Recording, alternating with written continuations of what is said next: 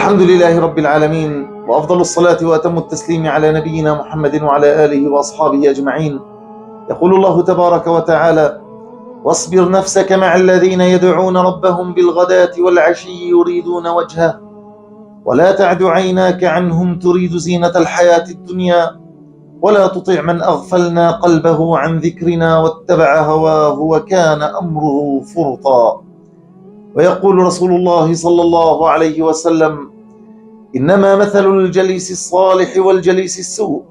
كحامل المسك ونافخ الكير، فحامل المسك إما أن يحذيك وإما أن تبتاع منه وإما أن تجد منه ريحا طيبا، ونافخ الكير إما أن يحرق ثيابك وإما أن تجد ريحا خبيثة. أحبتي في الله،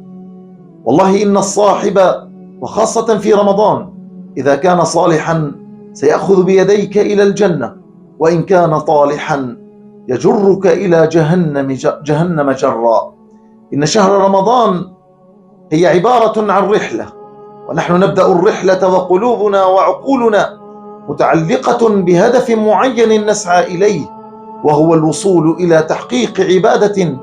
يحبها الله ويرضى بها عنا، ولذلك لا بد لها من أعداد يعيننا على إتمامها. وإن من أهم ما ينبغي على المسلم أن يعده لهذه الرحلة المباركة هي الصحبة الطيبة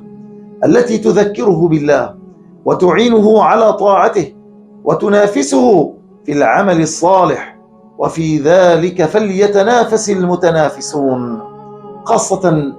في هذا شهر رمضان، في شهر رمضان المبارك الذي يدرك فيه شياطين الجن والإنس أن العمل الصالح فيه بإذن الله متقبل، وأن ثوابه بفضل الله وكرمه مضاعف،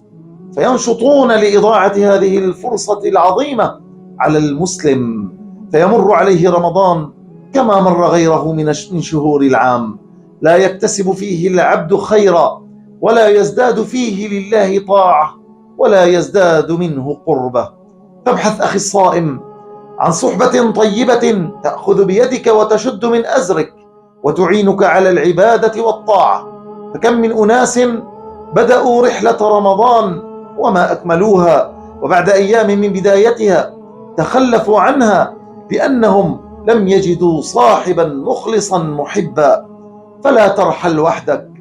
والزم من يتواصل معك وتتواصى معهم على العمل الصالح. ربنا تقبل منا إنك أنت السميع العليم، وتب علينا إنك أنت التواب الرحيم، والحمد لله رب العالمين.